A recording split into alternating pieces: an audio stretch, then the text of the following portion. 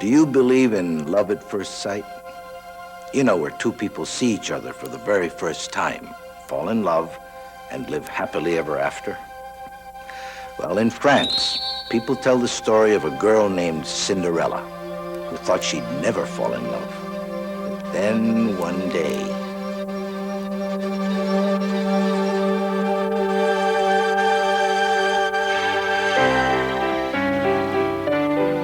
Once upon a time, there lived a young girl named Cinderella. She lived with her stepmother and her two stepsisters in a big old house on a fine old street. Today's lesson, soup. You may begin. Now, Cinderella's stepmother was a mean-spirited and bossy woman. Slow down, ladies. Slurp slower. Slurp. While she doted on her own two daughters, trying to make them into something they weren't, and never would be, she kept Cinderella in rags and made her do all the work. Hi, everybody. What you doing? Well, I finished the mopping, the scrubbing, the washing, the cooking, and the dusting. I've made the beds, beat the rugs, polished the furniture, chopped the firewood, cut the grass. Oh, and reshingled the roof. Huh. Is that all? Lazy girl. Now, go clean the chimney and the oven. Yes, stepmother. When Cinderella's work was done, she would sit quietly in her room with Pierre, her faithful one-eyed dog, and Maurice, her faithful frog. Cinderella! Coming, stepmother. Coming. Cinderella! Oh, where is that girl? Cinderella! Oh, there you are. Your sisters have been invited to a ball. Everyone will be there. Except you, Cinderella. Because you wear rags. And smell funny, Cinderclad. Cinderclad, Cinderclad, who's gonna dance with Cinderclad? Yeah, Cinderclad. Now, be a good girl and help your stepsisters get ready for the ball. Yes, stepmother. So Cinderella made new dresses and new bonnets. She styled their hair, polished their nails, and shined their shoes. Finally, the night of the ball arrived. Goodbye, stepmother. Goodbye, stepsisters. Enjoy the dance. Have a good time. Without me. I want to go. I want to go.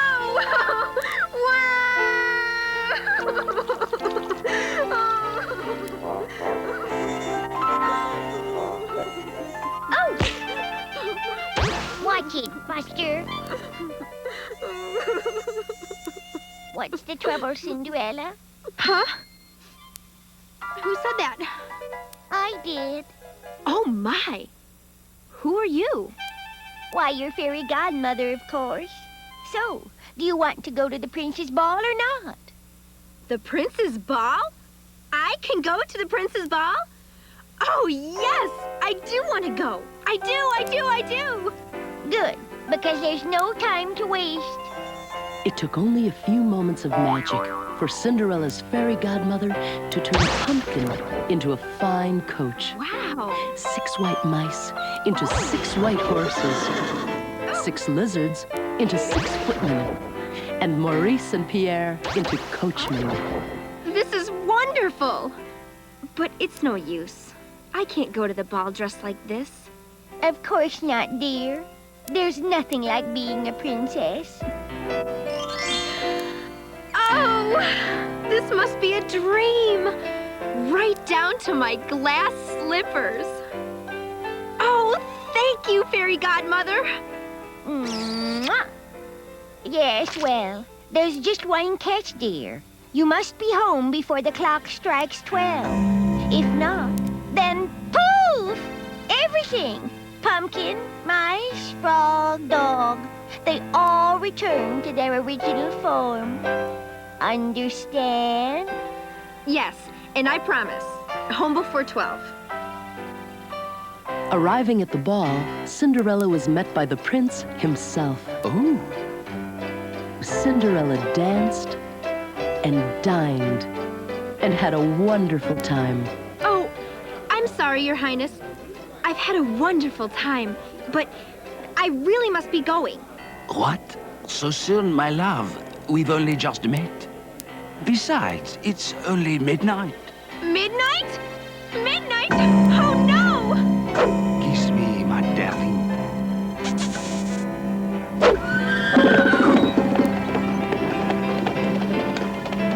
Home before 12, or else.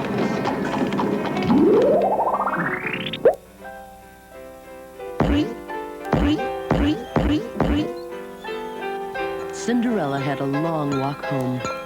The prince and the dance were now only a memory, and all that Cinderella had to remember them by was a single glass slipper. The other glass slipper was in the hands of the prince. Such workmanship. Oh, glass is so fragile, so unique. I'll find this princess if I have to search the whole kingdom, and when I do, I shall marry her. And so the search began. The prince tried the glass slipper on every foot in town, but it fit no one. Finally, the prince reached the home of Cinderella. He waited patiently as the twins tried on the glass slipper. Ladies! Hi, everybody. What you doing? Oops! Ah, the glass slipper! I've got it! I've got it! I've got it!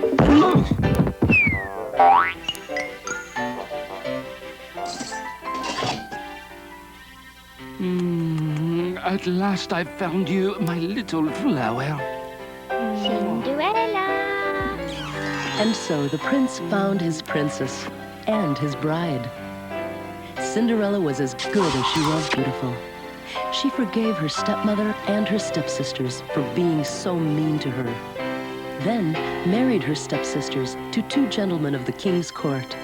So everyone lived happily ever after.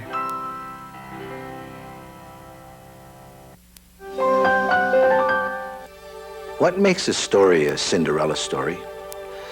Well, there's always a girl who's not treated well by her family. There's a handsome prince who falls in love at first sight. And there is usually a shoe of some kind, which helps the prince find Cinderella. In Chile, people tell the story of a girl named Maria, who meets the prince and loses her shoe, just like you'd expect.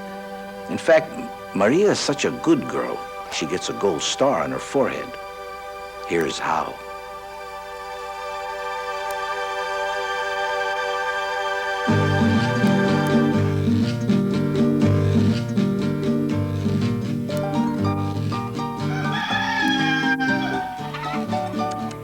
Here you go. Long ago on a farm in Chile, there lived a young girl named Maria. Maria's father had died, so she lived there with her stepmother and stepsister, Sophia. While Maria worked every day from dawn to dusk, Sophia simply played all day. Sophia was spoiled and very jealous of Maria. So whenever Maria was happy, Sophia would complain to her mother. Maria, you are wasting time. Come here. But stepmother, I was only doing my chores. Be quiet and take care of the real work around here. It seemed that no matter how hard Maria worked, there was always more work to do. You're so slow with the cleaning, Maria. Maybe you should spend time with the animals. They're as dirty as you. And every time Sophia was jealous, Maria would be punished with even more work. As time went by, taking care of the llamas became Maria's favorite task. One baby llama was very special to Maria. His mother had died, so Maria adopted him.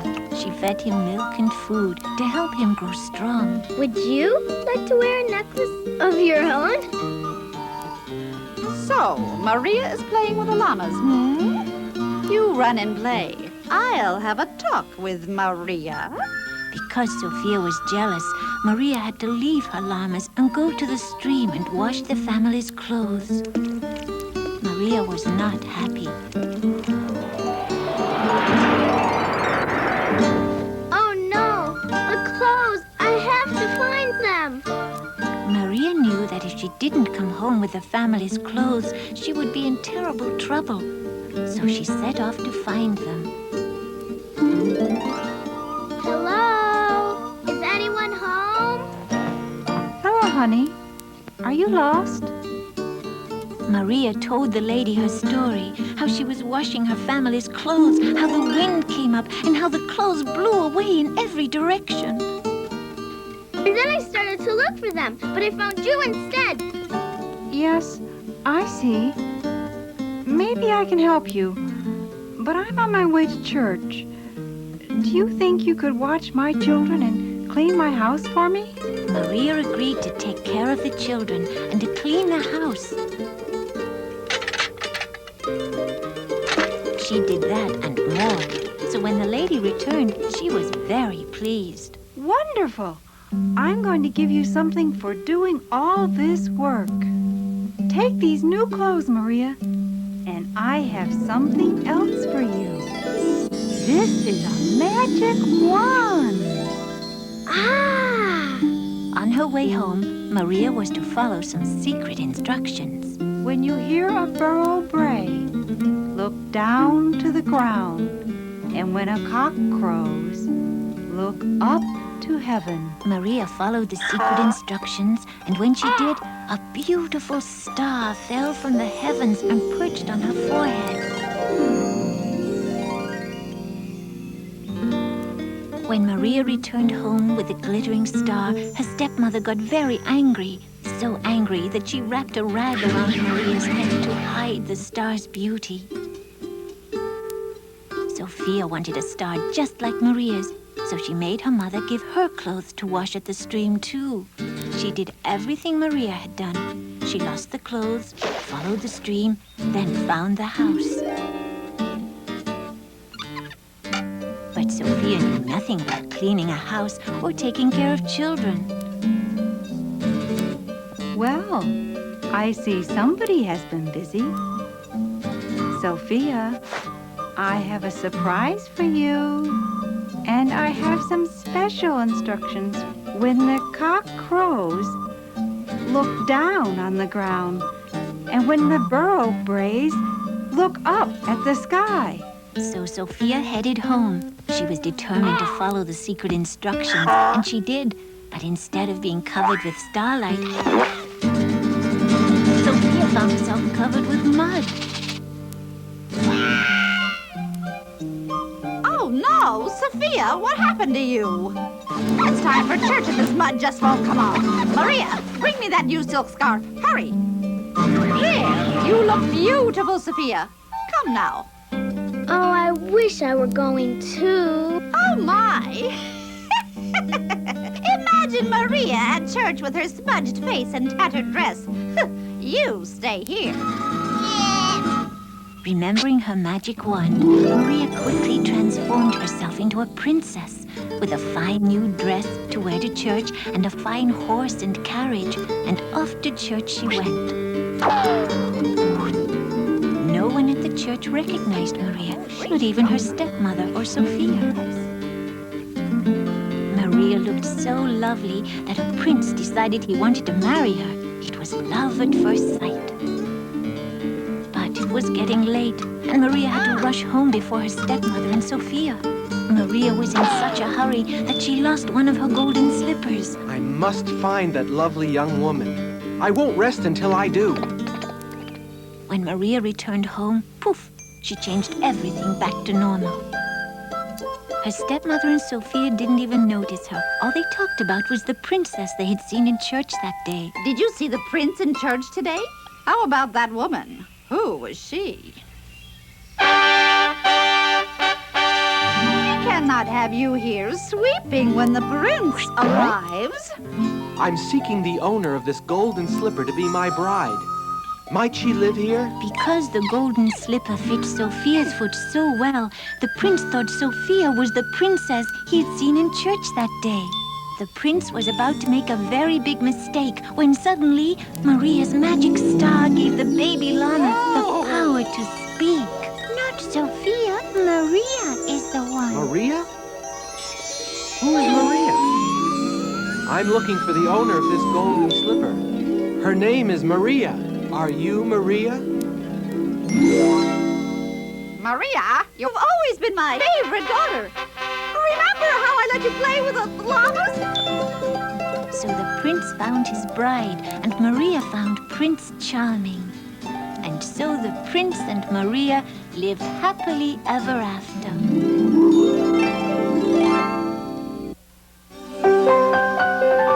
Most Cinderella stories have a fairy godmother, but sometimes she's different than you'd expect. In Nigeria, people tell a story in which the fairy godmother is not a woman. In fact, as you'll see, this fairy godmother isn't even human.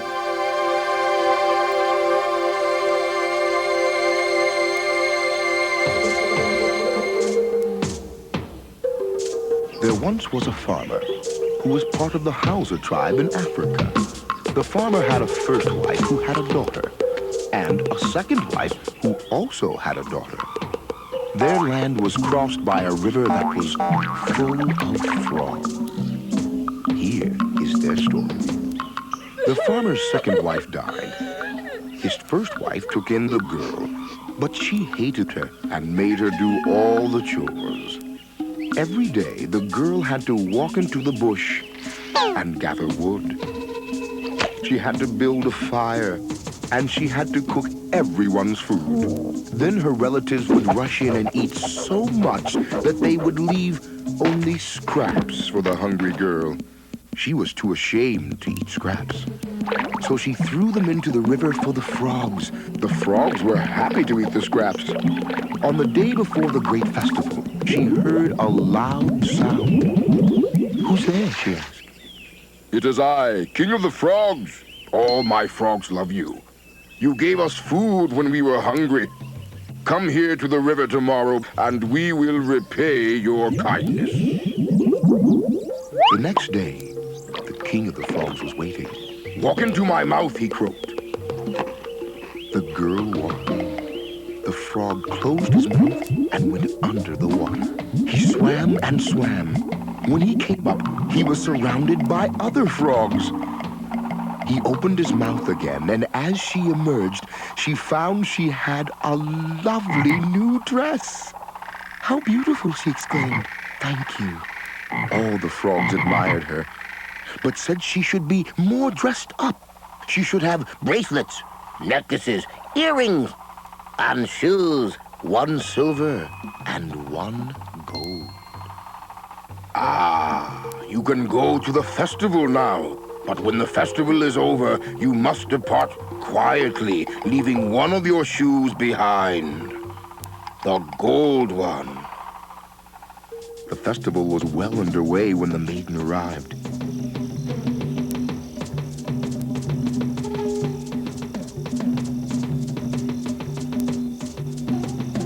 The chief's son noticed the girl and invited her to sit with him. And as the evening wore on, they fell in love. But the festival was ending. As the chief's son was saying goodbye to everyone, the maiden slipped off her gold shoe and quietly left. The chief's son was very upset, and he vowed to find her. The next day, the chief's son called everyone in the tribe together. I must find the maiden who wears this shoe. Then he had all the young women in the village try on the shoe.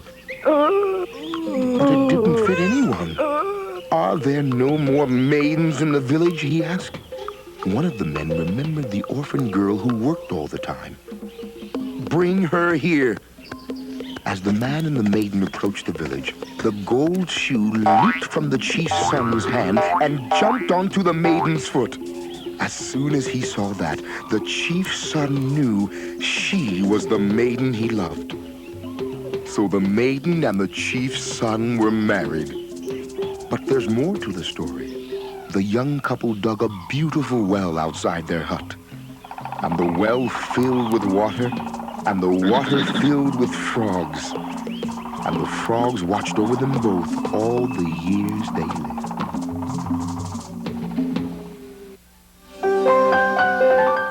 Whether it's a fairy godmother or a bullfrog, there's always someone to help Cinderella find her true love. That's the promise that every Cinderella story makes. No matter what other people do, Cinderella finally gets the reward she deserves. This is Pat Morita, and I really do believe in love at first sight. After all, it happened to me.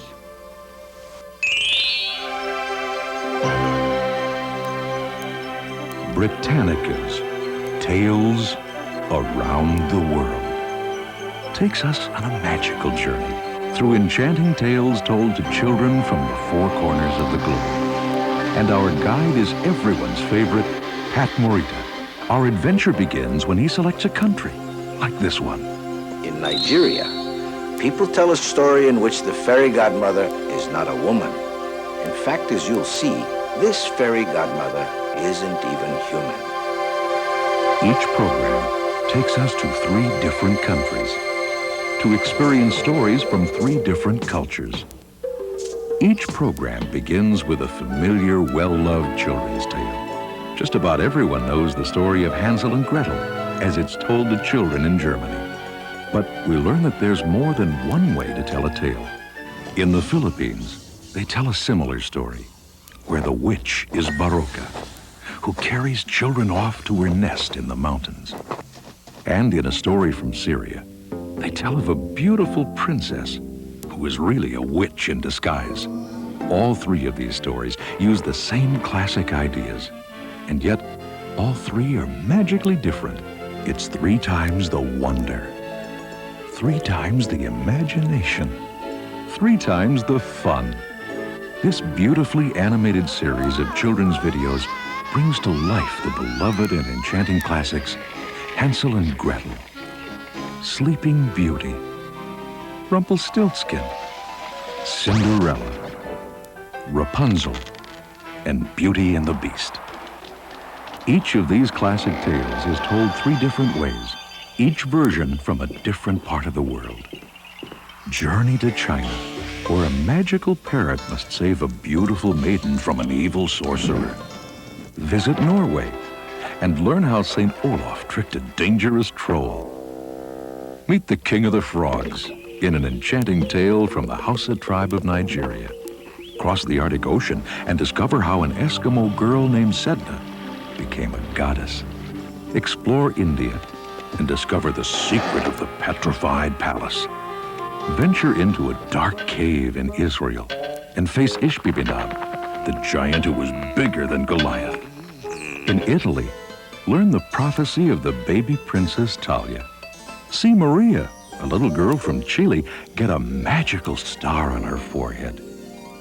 And witness a battle of magic on the island of Malta. All here, a rich international blend of action and mystery, laughter and romance that can only come from tales chosen from around the world. So look for all 6 programs and let Britannica's Tales Around the World bring a world of magic and imagination to you. After all, it happened to me.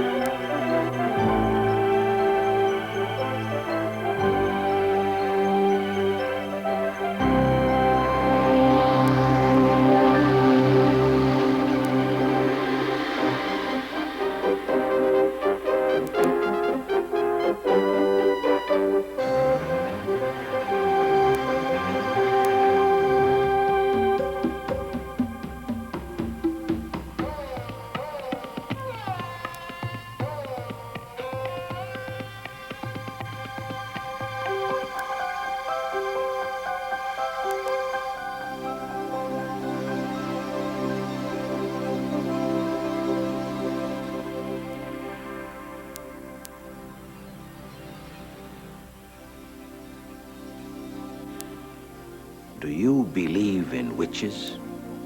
Nasty people who cook little children and eat them up? Well, to tell you the truth, neither do I. But in Germany, 100 years ago, people did believe in witches. And they told the story of Hansel and Gretel, two children just like you, who almost became a witch's supper.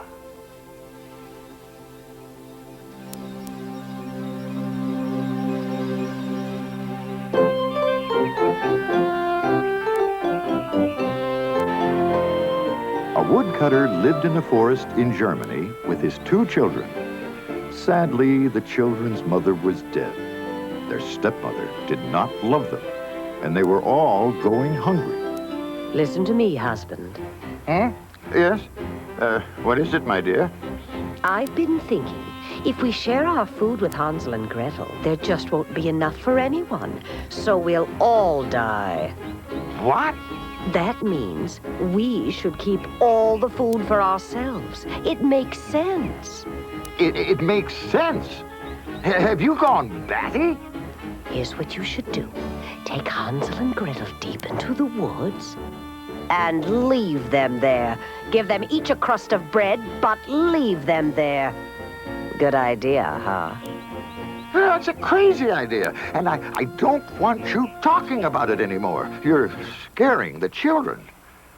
Now, I have to be gone a few days. And while I'm gone, I expect you, my dear wife, to be their mother and see that nothing happens to them. Do you understand? Oh, yes. Of course, dear.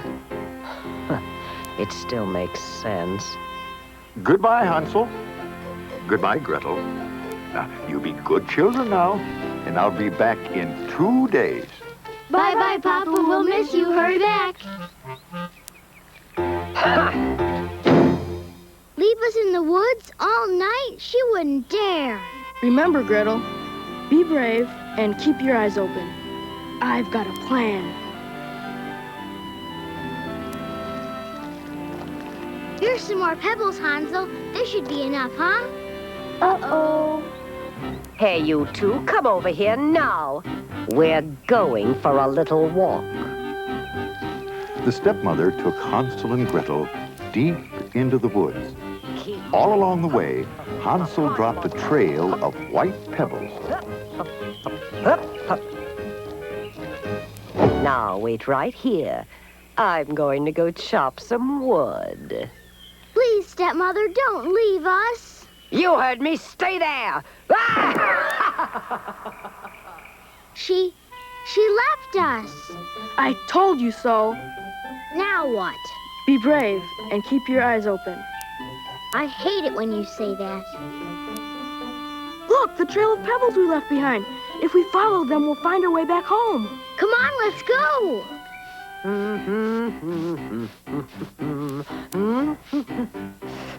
You! How did you get back? Out you go! No! Ow! No, wait!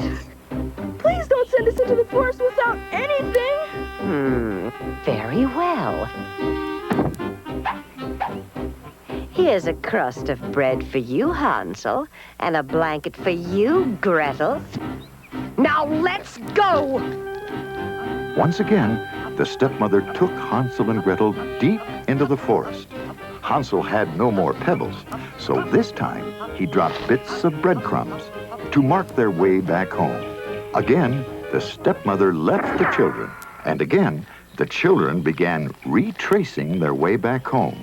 But as they followed the trail of breadcrumbs... Huh? Hansel, look! Those birds are eating all the breadcrumbs. Shoo, shoo, get away, shoo! Oh, Hansel, the breadcrumbs are all gone. Uh-oh, now we're really lost.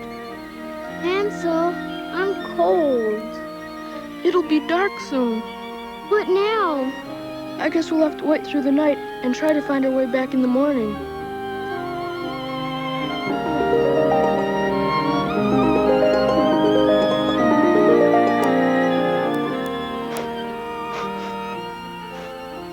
What's that? I think it's a wolf. Maybe it's a bear. Whatever it is, it's going away.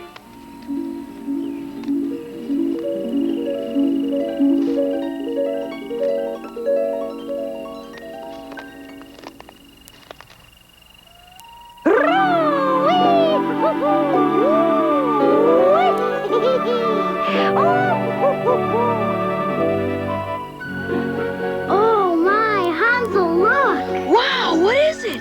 Oh, it's beautiful. Let's get a closer look. Oh, it looks like candy. I'm gonna try some. Me too. Yum, this is gingerbread. With candy in between. Yum. A whole house made out of gingerbread and candy. Oh. Huh? Well, hello, my little darlings. Welcome to my house. Who are you? Me, I'm just the old woman who lives in this gingerbread house. Come in, children. Come in. I have an especially sweet dinner waiting inside for you. We don't talk to strangers. Come on, Gretel.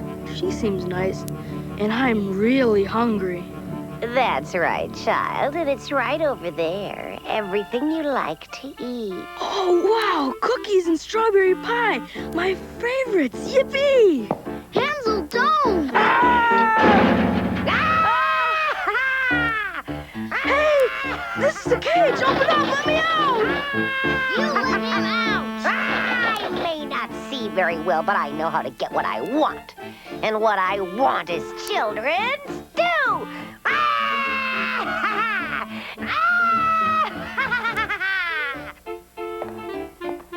For the next few days, the children remained the prisoners of the witch while she fattened them for her stew. They had all they could eat, especially Hansel, because the witch liked to eat plump little boys best of all.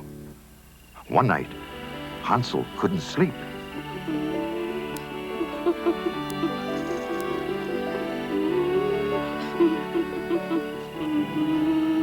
Hansel, are you crying? No. Well, stop it. It makes me feel funny. You always said be brave, remember? But there's nothing I can do. I'm in a cage. Then I'll have to be brave for both of us.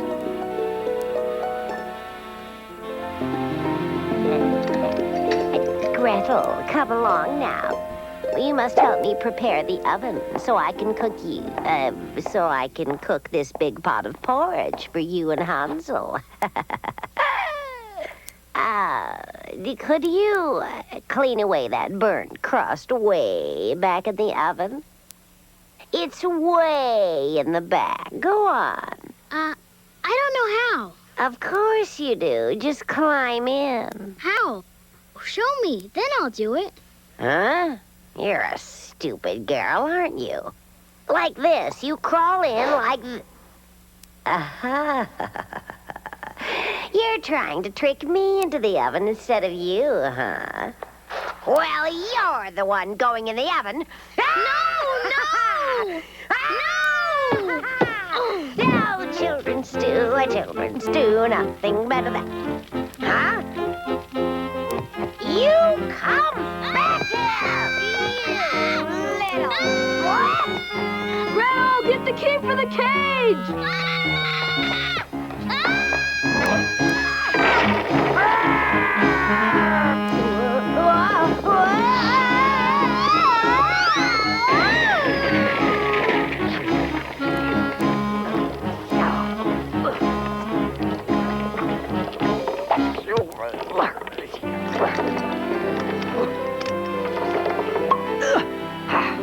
Now, where is that girl? Here I am, Witchy. I've changed my mind. I like being children's stew. Won't I taste yummy? Oh, yes. Oh, yes. That's a good girl. Now, we'll just put you. Right into the oven. Yes. Yes. Oh, children's stew. And nothing better than children's stew. Huh? I don't smell any girl cooking. Huh? Oh, it's hot in here, Witchy. I'm cooking real good. No, something's wrong. I should smell you cooking. Oh, parsley and dill. I forgot the parsley and dill. I better check. Yeah, that's it. I don't see any parsley or dill in here with me. Oh, that's hot. Oh, now, let's see here. What could be then? Huh? Where'd she go? I'm right behind you, Witchy.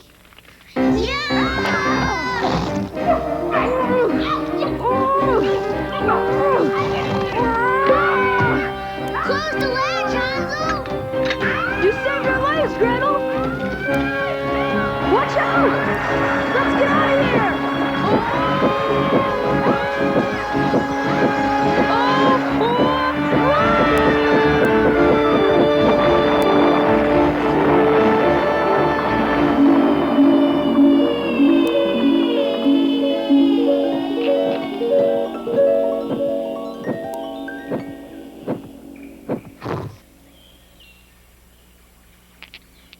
She's dead. Hansel!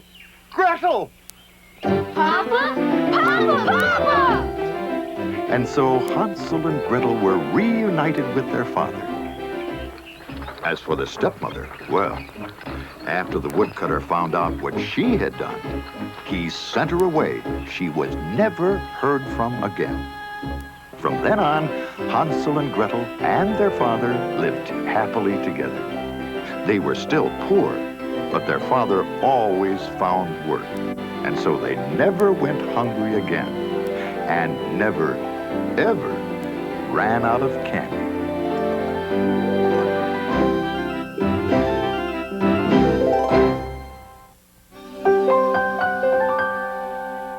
What makes a story a Hansel and Gretel story?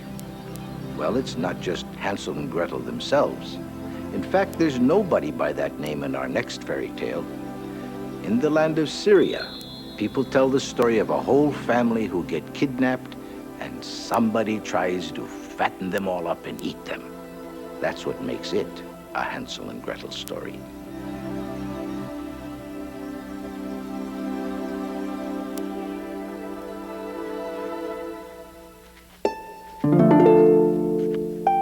A woodcutter lived at the edge of the Arabian desert. He was a mean and stubborn man. He would never listen to what his wife had to say. One day, a rich caravan was passing by. A golden litter stopped right in front of the woodcutter. Its curtains parted, revealing a beautiful princess inside. Oh, brother, how good to see you.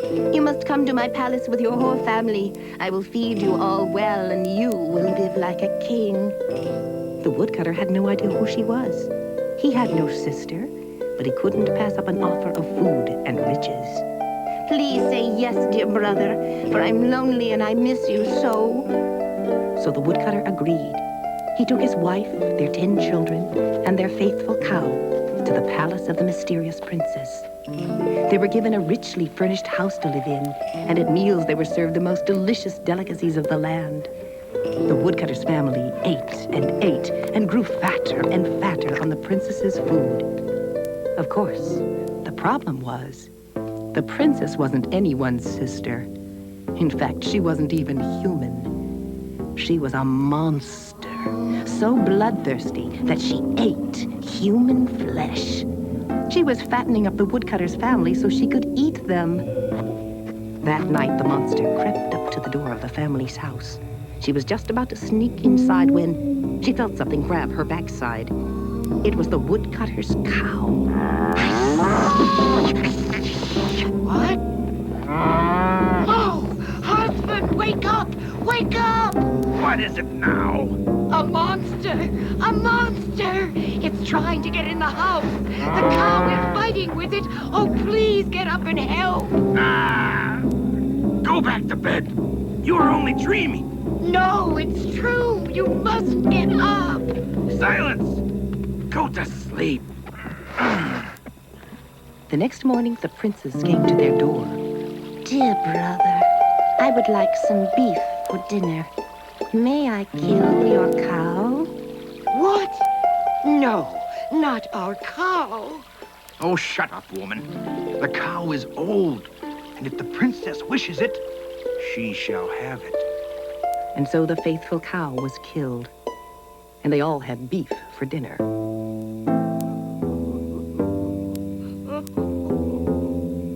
Tonight the monster will kill us all, and my husband does nothing to save us. Go to sleep, stupid wife. There is no monster. When the woodcutter was asleep, his wife gathered up her 10 children, all their belongings, and left. So they got away. But the stubborn woodcutter was not so lucky. And he was never heard from again.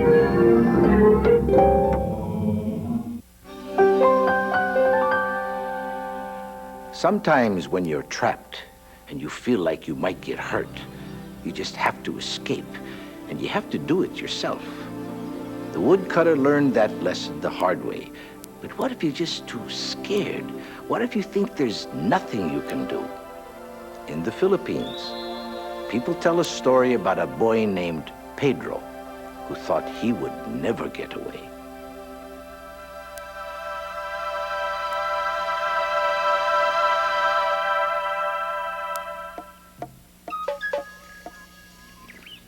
Pedro was a little boy who lived in the Philippines. Outside his house, the land was beautiful, but Pedro stayed inside because he was afraid. He was afraid that one day he would open the door and there would be a monster on the other side. That was Pedro's great big fear, number one. One day, though, Pedro's parents went away and left him in the house all alone.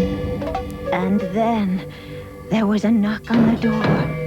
And when he opened the door, there was a monster outside. It was Britannica. She had the head of a witch, the wings of a bird, and the legs of a horse.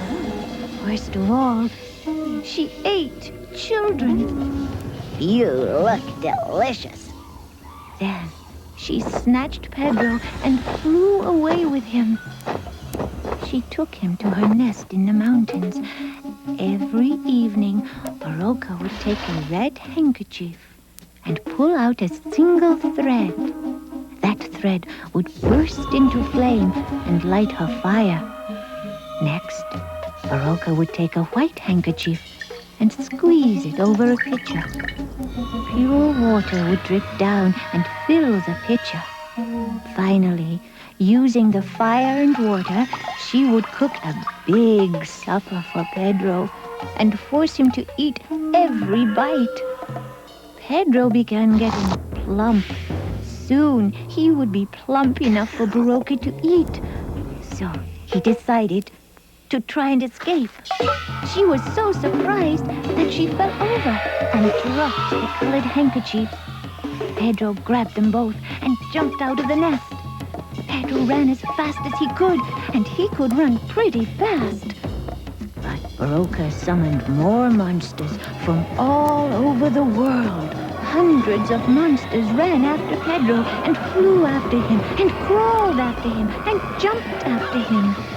Pedro threw down the red handkerchief, and it turned into a fire that burned the wings of the monsters.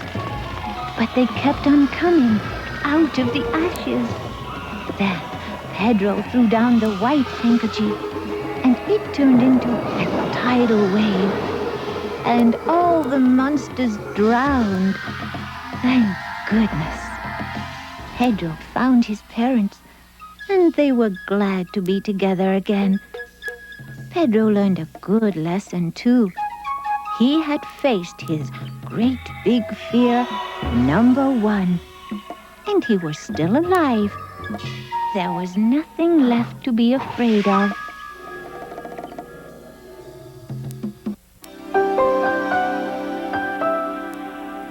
You see, it doesn't matter if you're scared. You can still make things better if you keep on trying. This is Pat Morita, and I don't believe in witches, and you don't have to either.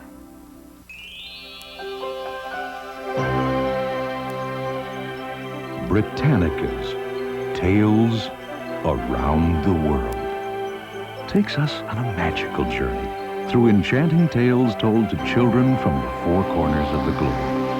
And our guide is everyone's favorite, Pat Morita. Our adventure begins when he selects a country, like this one. In Nigeria, people tell a story in which the fairy godmother is not a woman. In fact, as you'll see, this fairy godmother isn't even human. Each program takes us to 3 different countries to experience stories from 3 different cultures. Each program begins with a familiar, well-loved children's tale. Just about everyone knows the story of Hansel and Gretel as it's told to children in Germany. But we learn that there's more than one way to tell a tale. In the Philippines, they tell a similar story, where the witch is Barroca, who carries children off to her nest in the mountains. And in a story from Syria, they tell of a beautiful princess who is really a witch in disguise. All 3 of these stories use the same classic ideas, and yet all 3 are magically different. It's 3 times the wonder, 3 times the imagination, 3 times the fun. This beautifully animated series of children's videos brings to life the beloved and enchanting classics Hansel and Gretel, Sleeping Beauty, Rumpelstiltskin, Cinderella, Rapunzel, and Beauty and the Beast. Each of these classic tales is told 3 different ways, each version from a different part of the world. Journey to China, where a magical parrot must save a beautiful maiden from an evil sorcerer. Visit Norway and learn how St. Olaf tricked a dangerous troll.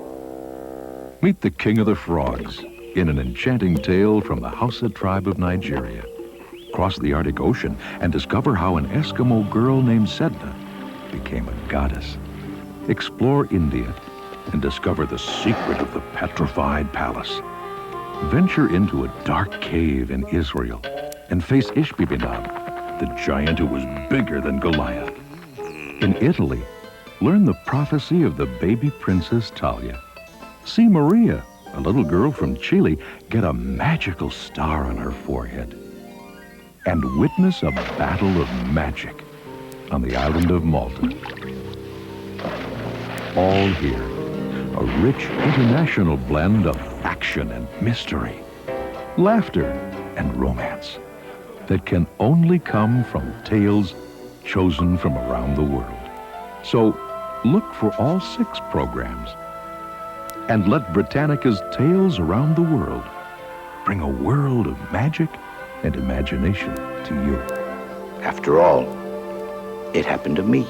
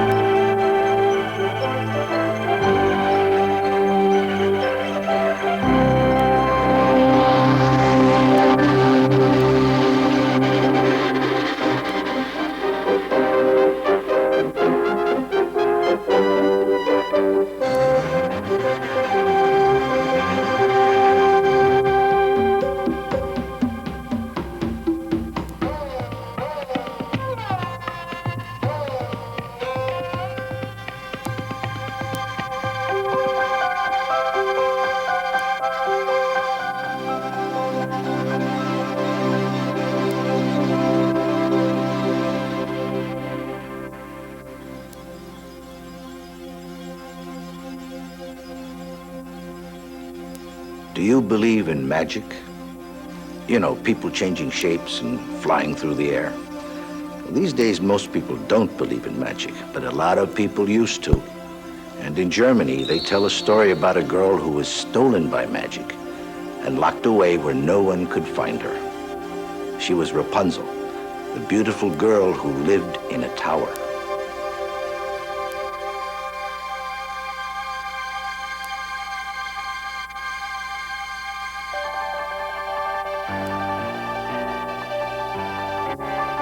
A long time ago, there lived a poor farmer and his wife. They had lived alone for many years, so it was a special occasion indeed when the farmer's wife gave birth to a beautiful baby girl. To celebrate, the farmer's wife wished to have a feast. "I could be content with nothing more than a salad," she said, "if you could get me some fresh bellflower root from that lovely garden next door." The farmer agreed, but he did so reluctantly, for he knew that the garden belonged to a witch of great might who lived in a dark, forbidding mansion nearby. The farmer sneaked into the garden to look for the roots, when all at once he saw the witch standing before him. He was terribly frightened as she cried, "You trespassing little insect! I'll show you!" But as she was about to cast a terrible spell upon him, the witch heard another voice call out to her. Heinrich! It was the farmer's wife, cradling her newborn baby in her arms. How dare you! And what have we here? "Please show us mercy. My husband came into your garden because I begged him to." But the witch hardly seemed to hear what she said. The haggard old woman could not take her eyes off the beautiful newborn child. At length she said to them, You want something from my garden? I might like something from yours, n'est-ce pas? You may have all the fruit of my garden you wish, if you give to me your beautiful little daughter to raise as my very own. The parents' love for their child was great, but their fear of the powerful witch was greater still, so they granted her request. The old witch was beside herself with joy, and so determined to keep the child's love all to herself that she shut her up in a lofty tower deep in the wilderness, where she would grow up all alone. The witch called the child Rapunzel, for Rapunzel is another name for bellflower.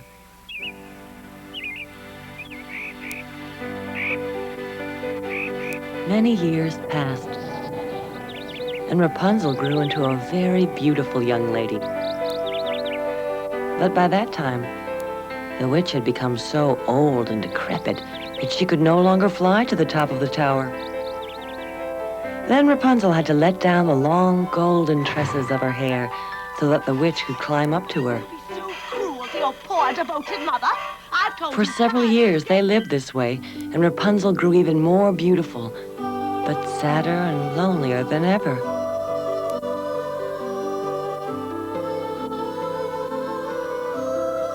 To lift her spirits, she sometimes sang to herself, and her voice would echo through the forest and die quietly away. One particular day, however, the king's son was riding through the wood, and he heard the sweet, sad song of the lonely girl. It was the most beautiful music that he had ever heard, and he followed it deep into the forest until he came upon a large tower. Before he could venture closer, however, he heard a piercing voice cry out. Rapunzel! Let down your hair. He was amazed when he saw the old witch hobble up to the tower, take a handful of Rapunzel's hair, and ride to the top. He waited and waited, and finally, when the witch went on her way, he approached the tower himself and cried, Rapunzel, Rapunzel, let down your hair!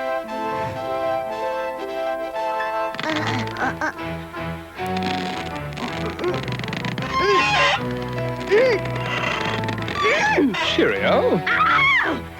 Sorry if I gave you a start, old girl.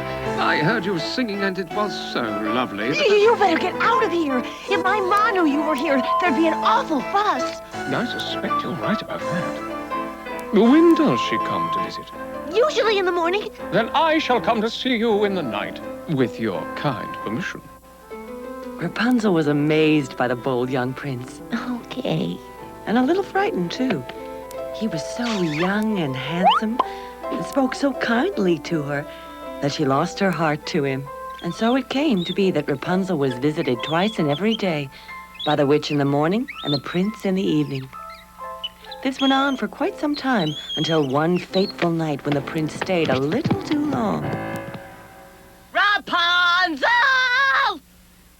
Tell me, are you ever lonely, my darling? Oh, no, I got loads of friends. The sunshine, the leaves, the raindrops, the prince. The prince? Ooh, what a man. Oops. I knew it! Oh, Mama, I'm sorry, but... You vicious, deceitful little tramp! Mama, I can't help that I love him. I'll show you what love is, my little lamb. The next night, the prince came to the tower as usual. Rapunzel's golden hair tumbled down as usual. And he climbed up to the window as he always did.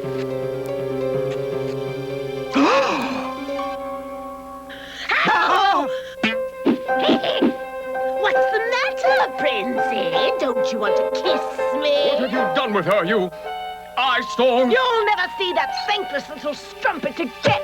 Rapunzel, where are you? But there was no answer, except the final stroke of the witch's shears.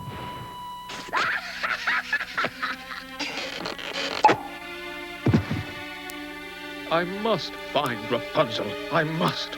But the fall from the tower had blinded him. But a bird of the forest took pity on him and helped to guide him on his search for his lost love. In her eagerness for revenge, however, the witch had imprisoned herself in the tower, from which she never escaped. The prince wandered several years in misery, looking everywhere for his Rapunzel. He could not find her anywhere, though he searched to the end of the earth. At last, when all hope was gone and the prince had surrendered to despair, a soft, sweet voice found its way to him. Quiet! Listen! Just like the day many years before when he first wandered into the forest, though he dared not believe his ears. Hey, fellas! He had found Rapunzel at last. She restored his sight, and their hearts overflowed with joy. They returned to his kingdom, where they were married, and as people often do in fairy tales, they lived happily ever after.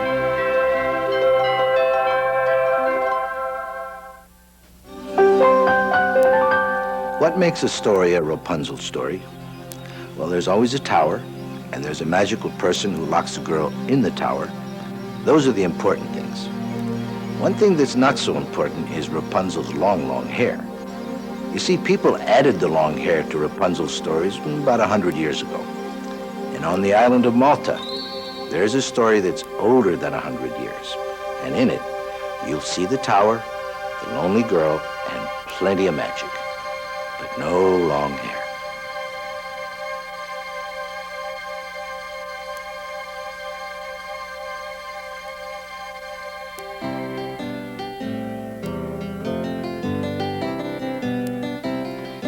A woman was expecting a child.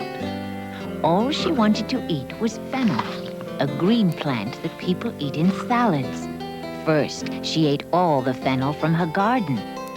Then she stole fennel from the garden next door. The trouble was, she was stealing from a witch.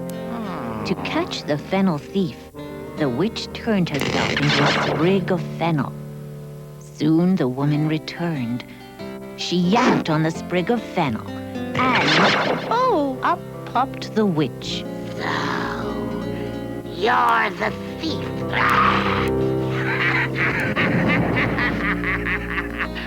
I'll make a deal with you. If you promise to give me your child when it reaches the age of 12, I'll spare your life. If you refuse, I'll drop you. The poor woman cried, but she gave her promise. A few days later, the woman had a baby girl. She named her Fenchurchin, the Fennel Girl. Immediately, she moved to another town, far from the witch. 12 years passed, and Fenchurchin grew more beautiful every day.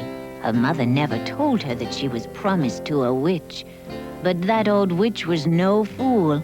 She knew where they were living. On Fenchurchin's 12th birthday, the witch turned herself into a giant crow.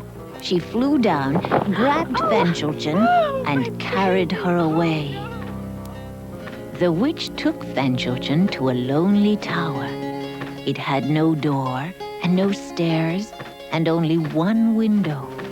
Fenchurchin made a home in this tower. As Fenchurchin grew up, the witch taught her many magic tricks. How to turn a kitchen pot into a frog. Oh, my! She learned how to change a tin spoon into a butterfly. Sometimes she had fun. Other times she was lonely. One day, when the witch was away, Fenchurchin saw a handsome youth outside the tower window. He climbed up to see who lived there. When he saw Fenchurchin, he fell madly in love with her, and she fell madly in love with him. They held hands and gazed into each other's eyes, and hours passed. Oh, the witch! Oh, you must hide! Your life is in danger! Hide? Hide where? Whoa! Hey! Quick, stand over here. Now don't move. I'm going to turn you into a cookie. A cookie? Hey!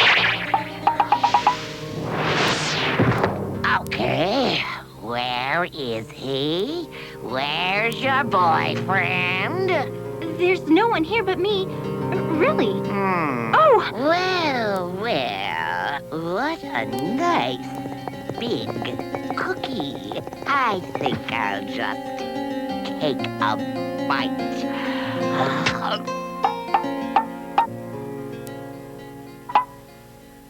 It was stale. It was no good to eat. I want that cookie. Oh. Now, where'd you go? Here, cookie. You can't be far away. When I find you, I'm going to crunch you up and eat you. Oh, did you find that cookie yet?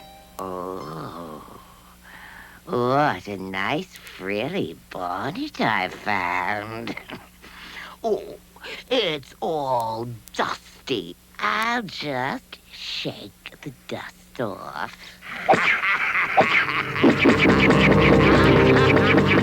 Oh, here, let me take it. I'll shake the dust off the bonnet for you. Really.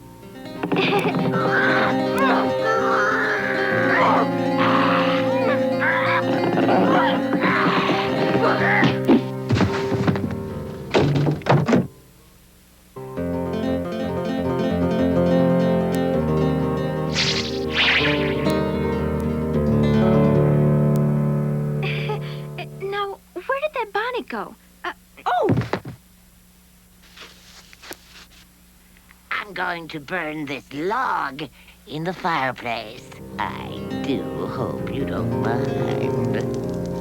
This was too much for Fenchurchin. She could not stand by and see the young man burn to ashes. So she turned herself into an eagle. She took the log in one talon and 3 balls of magic yarn in the other and flew out the window. The witch changed into a gigantic lion and leapt after them. Fenchurchin was ready. She threw the green ball of yarn at the lion, and it turned into a forest so thick that the lion couldn't cross it. So the witch turned herself into a huge monkey and swung through the trees toward Fenchurchin. Then Fenchurchin threw down the blue ball of yarn, and it turned into an ocean, too wide for the monkey to cross. So this time, the witch turned herself into a giant fish and swam after Fenchurchin. Then Fenchurchin threw down the red ball of yarn, and it turned into a raging fire.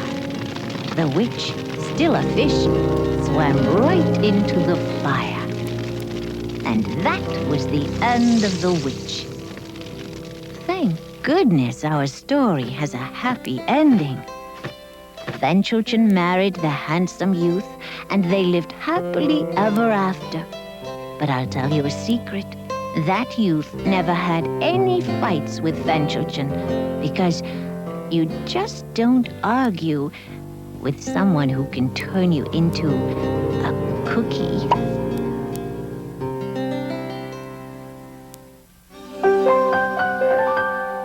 Twice now you've seen a witch lock up a girl in a tower. But the person who locks up the girl doesn't have to be a woman. It doesn't even have to be a bad person. In Israel, people tell the story about King Solomon, about as good a man as you can find, and what happened when he locked up his girl in a tower.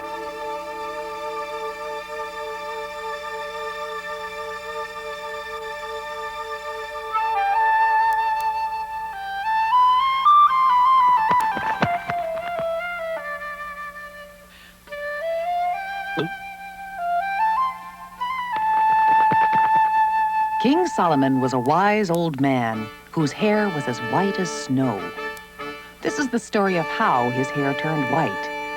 King Solomon once had black hair, and he had the face of a handsome young man. One day he happened to be talking to an eagle. You see, he knew how to speak the language of birds. And that eagle told him that within a year, his daughter, the beautiful Keziah, was going to marry a poor man. Solomon loved Keziah as much as any man could love his daughter. The last thing in the world that he might want was for Keziah to marry a poor man. So Solomon called together the armies of ancient Israel, put them on a fleet of sailing ships, and they traveled to an island in the middle of the sea. There the armies of Israel built a tower that had only one door and only one room at the very top. King Solomon furnished that tower with beautiful treasures and put his daughter Keziah into that room. Then he bricked up the door to the tower. When he sailed away with his armies, King Solomon promised Keziah that he would set her free at the end of a year. He thought he was pretty smart. After all, how could his daughter marry a poor man if she was locked in a tower? Meanwhile, in a city far away, there lived a poor man named Reuben. Reuben was a scholar. So although he was poor in possessions, he was rich in knowledge and learning. In fact, Reuben was so smart that he was the only other person beside King Solomon who could speak the language of birds. One night, when the moon was full, an eagle came and whispered in Reuben's ear. That eagle picked up Reuben and carried him high into the air. The eagle flew over a wide, wide ocean.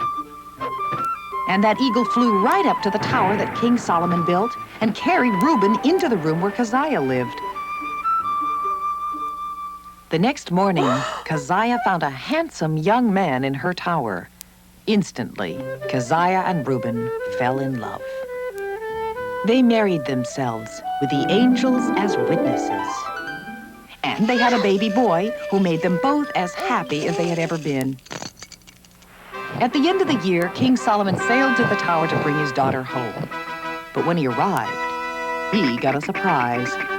He saw a poor man inside the tower, and the man was holding a baby boy, King Solomon's grandson. King Solomon said, "Oh."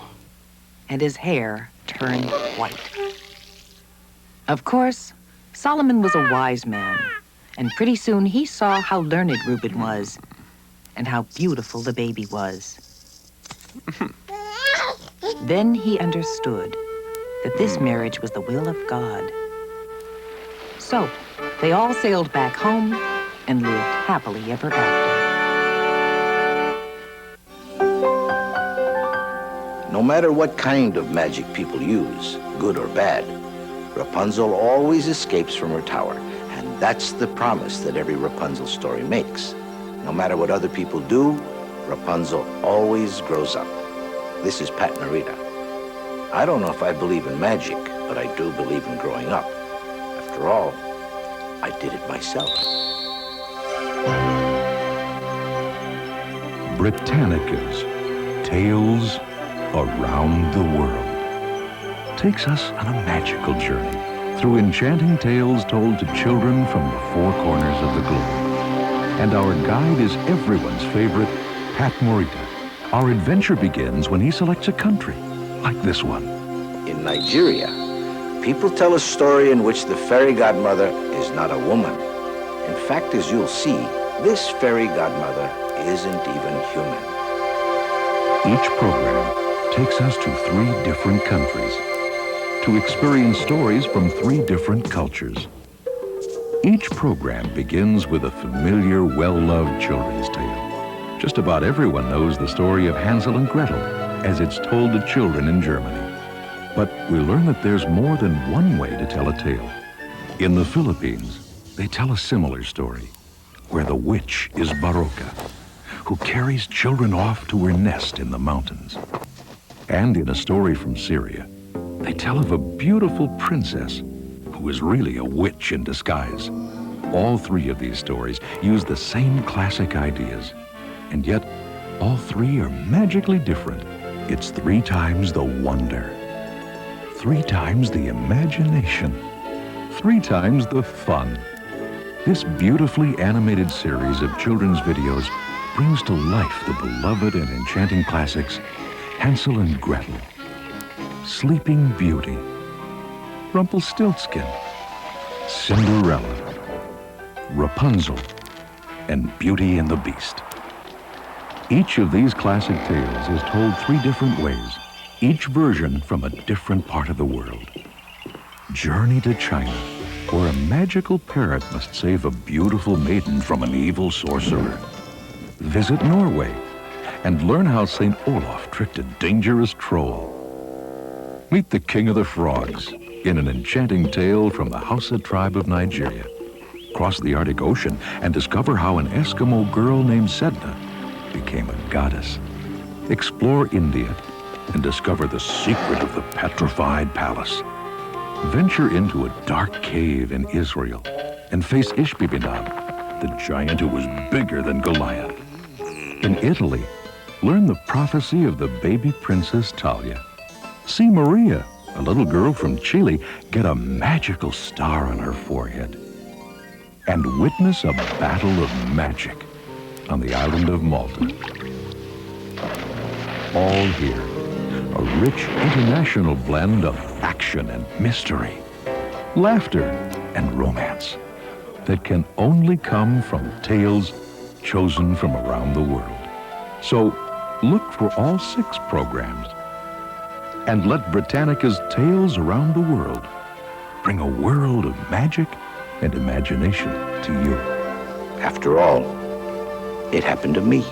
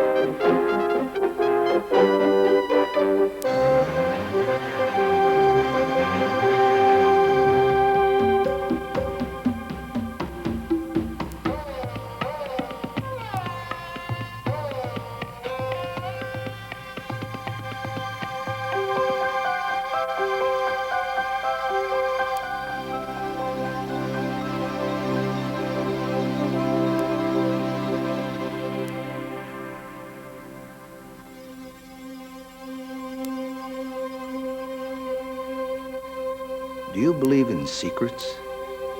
Deep, dark secrets that nobody knows? In Germany, people tell the story of a strange little man who thought that as long as nobody knew his secret, he could cause all kinds of trouble.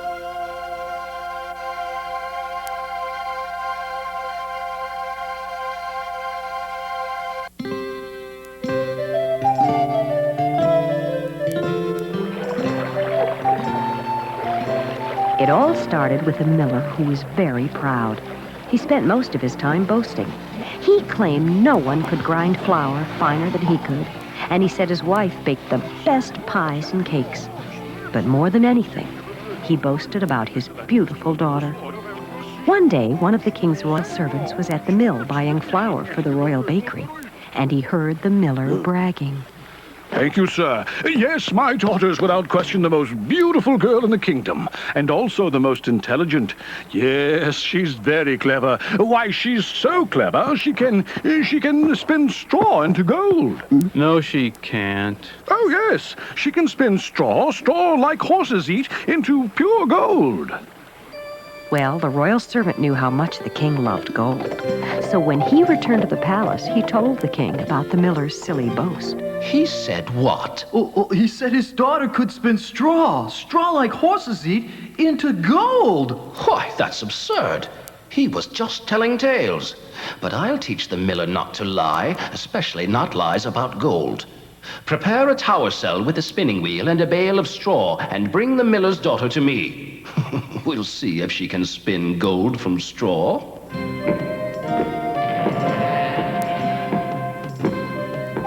Your father says you know how to spin straw into gold.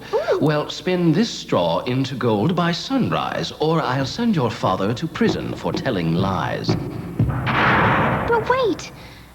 How can I spin straw into gold? Nobody can spin straw into gold. I can. You can? You mean, it can be done? Could you do it for me? It's a big job. What prize will you give me if I spin all the straw into gold for you?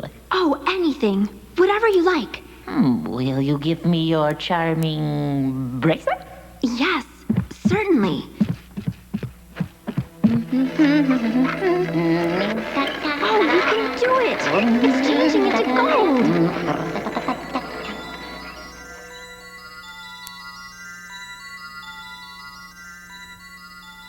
Now, may I have my prize? Oh, yes. Thank you so much. Please, do forget it. I am glad to help. Oh, it's so beautiful. I didn't know it could be done. Well, how did you... Oh, goodbye. The next morning, the king arrived expecting to find the miller's crying daughter with the untouched pile of straw. But instead... There must be some trick. I must test it again, and I'll try for more this time. Remove the gold and lock her up until I return. And so the miller's daughter spent the entire day locked up wondering what would happen to her. Later that evening, the king came back, and this time he brought with him 5 bales of straw. Spin this straw into gold by morning, or else. What am I going to do? If only I knew how to find that kind little man. Look around. Maybe you'll find me. So, what is the problem now? The king wants me to do it again. Oh, more gold, eh? It's a big job. It's a big job. What prize will you give me if I spin all this straw into gold for you? Anything, whatever you wish. Will you give me your fascinating silver ring? It was a gift from my mother, but I will gladly give it to you for your kindness in helping me.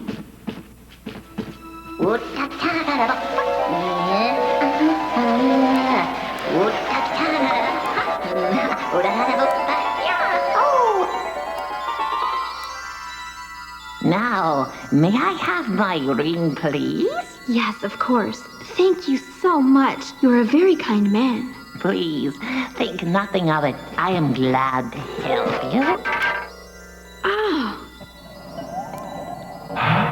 When the king came the next morning, he was thrilled by the sight of all the gold. He loved the gold so much that he decided not to set the miller's daughter free until she had made him the wealthiest king in the world. That evening, the king returned. This time, he brought enough straw to fill the entire chamber. If you can spin this room full of straw into gold by morning, I will make you my queen. But if you don't, you will stay locked up in this room for the rest of your life. That kind little man won't find me again. But I already found you. So, what prize will you give me if I spin all this straw into gold for you? And you become queen. Whatever you want. Anything at all. But I have nothing left.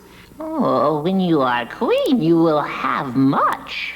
Oh, yes. Rings and bracelets, furs and hats. You can have anything you want. Anything? Yes, anything at all. Then it's a deal.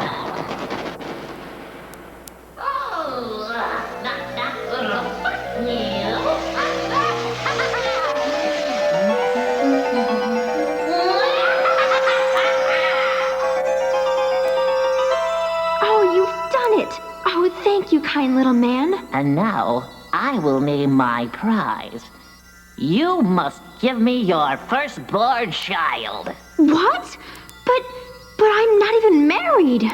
You soon will be married, and I'll wait.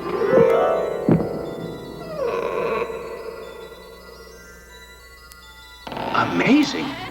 Incredible. I like it. But I can hardly believe it. Your father wasn't lying. Thank you, miller's daughter.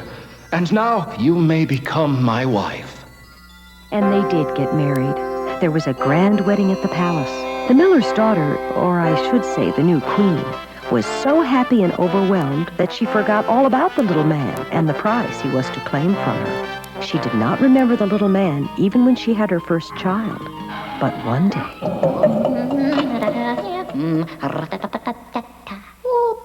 Hello, I've come to collect my prize. Is it a boy or a girl? No, you can't mean it. You can have anything. My crown, my palace, whatever you wish. But you can't take my baby. Just as I thought. But you did make a promise, and you will keep it. You have no power to break this promise. Your only hope is if you can guess my name. Your name?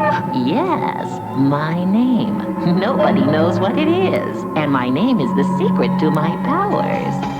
I'll give you 3 days. You may guess as many times as you like, but if after 3 days you have not guessed my name, I will take your baby. The unfortunate queen called for her most trusted messenger and sent him to make a list of every unusual name in the kingdom. Then she began reading the books in the royal library, trying to find the name that might be right. Copernicus, Da Vinci, Ptolemy, Archimedes. Hello.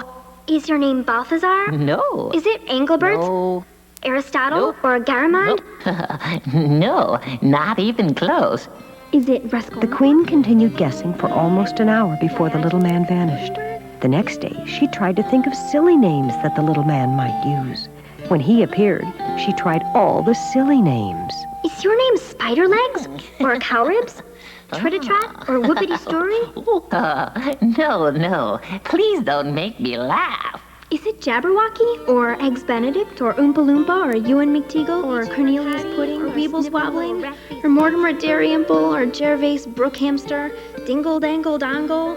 Or Throat Wobbler Mangrove? You are running out of time. Don't forget that my next visit will be my last.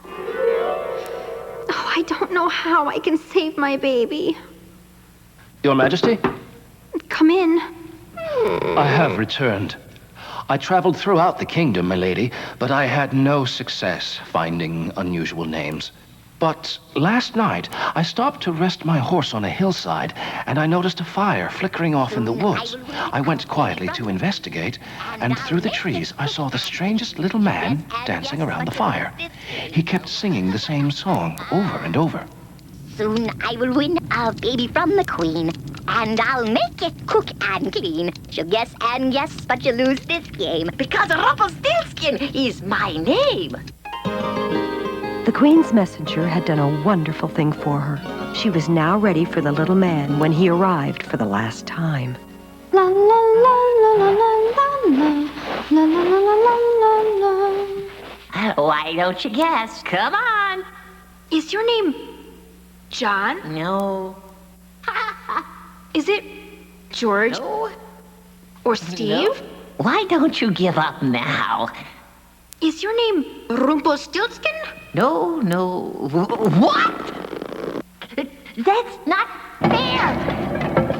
That's not fair! That's not fair!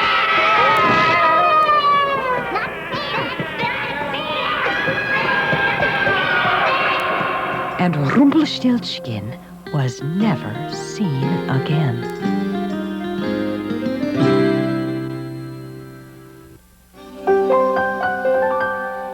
What makes a story a Rumpelstiltskin story? Well, it has to do with secrets.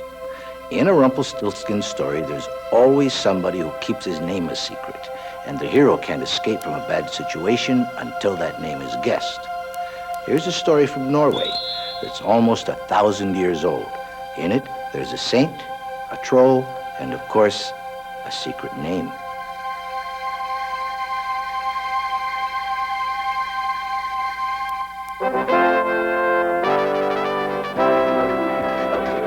There once lived a great Norwegian king named Olaf. Olaf was a Viking warrior who became a Christian and who built the first Christian churches in Norway.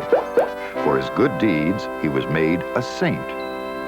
But long before he became a saint, Olaf had in mind to build a really grand church. The only trouble was, all his builders were busy building churches elsewhere. So Olaf had to figure out some other way to build this church. He thought, I wonder if a troll could build my church.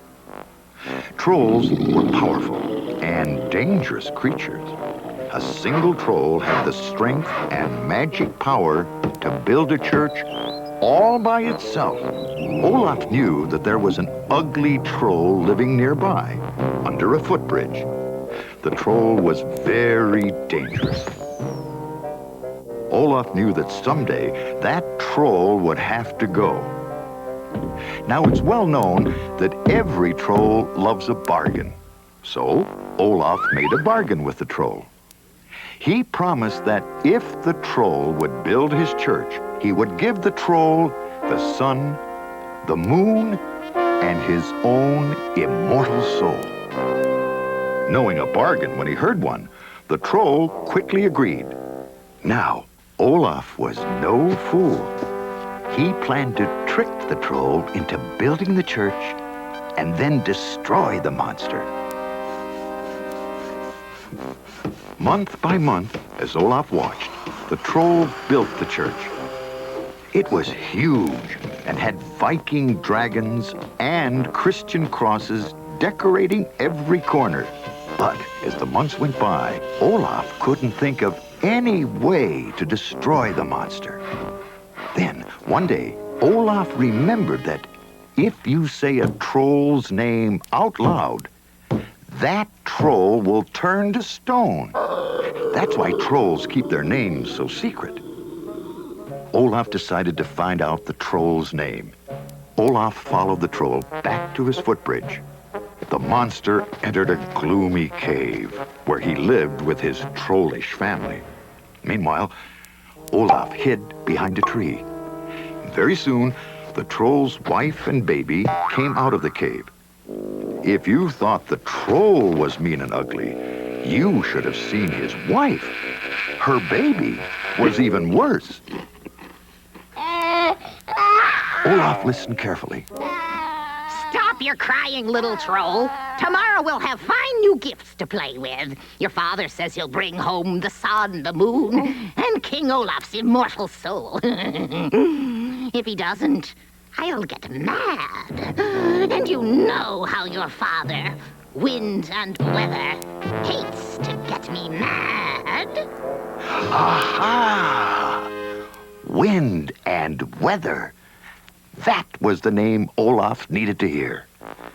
He rushed home, and the very next day, just as the troll put the tip on the top of the bell tower, Olaf walked up and said, "Good morning, wind and weather." When the troll heard Olaf speak his name, he roared with fear and anger. But it was too late. The troll instantly turned to stone, tumbled from the high bell tower, and smashed to pieces on the ground. And that's how St. Olaf tricked the troll and got the church built. As for the troll, well, St. Olaf was never one to waste good stone. So he gathered up the troll and built a stone marker that for years stood by the roadside, pointing the way to the church.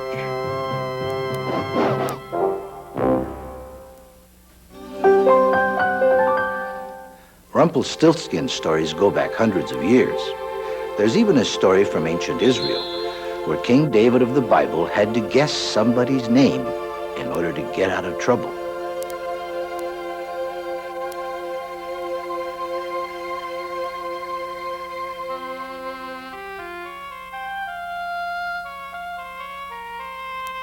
You know the story of David and Goliath. How little David killed the giant with a slingshot. And you might know that David became a king of ancient Israel during the days of the Bible. But you probably didn't know that Goliath had a younger brother. He was bigger than Goliath and meaner. His name was Ishbi-Benob. He lived in a cave in the desert. That cave was a dark and terrible place, full of snakes and bats and bones. Ishbi-Benob squatted on a pile of bones, thinking up ways to get even with King David for killing his older brother. One day, while hunting, King David chased a deer right into Ishbi-Benob's cave. Ishbi-Benob grabbed him and chained him up. I'll get even with you for killing my brother. Is there anything in the world that will make you let me go? If you can tell me the name of God, then I'll let you go. Nobody knows the name of God, and nobody ever will. In that case, I'll just have to throw you to my hungry lions. Meanwhile, at the royal palace, David's friend, General Abishai, worried about the king. General Abishai summoned 1,000 soldiers and 1,000 horses, 1,000 spear carriers, and 1,000 archers with bows and arrows, and they all hurried into the desert to look for King David.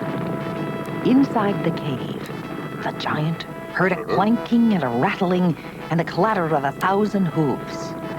He looked outside and saw General Abishai with the army of Israel. He yanked King David out of the chains, dragged him out where Abishai could see him. Then he threw King David up into the air, up into the clouds. To make matters worse, the giant brought out his cage of lions, so that when David finally fell down from the sky, he would land right inside the cage and be killed. They watched King David rise farther and farther into the air, and at that very moment, they saw a miracle. Up in the sky, the clouds parted, and they saw God himself. God leaned forward and whispered his name to King David. Just as he started to fall to earth, David shouted to Ishbi-Benob, "I'll tell you the name of God. God's name is..." But I don't know what King David said, because no one else before or since has ever known God's name. The moment he spoke the name of God, David stopped falling and floated back to Earth. When the giant heard the name of God, he knew he was beaten. He stomped on the ground, and he stomped so hard that the desert opened up, and it swallowed Ishbi-Benob. And that giant was never heard from again. It's a good thing the story turned out this way, because if David didn't overhear the name of God, and if he didn't escape from Ishbi-Benob, then he and his wife would never have had a baby boy, and that boy would never have grown up to be wise King Solomon. And history would be different than it is today.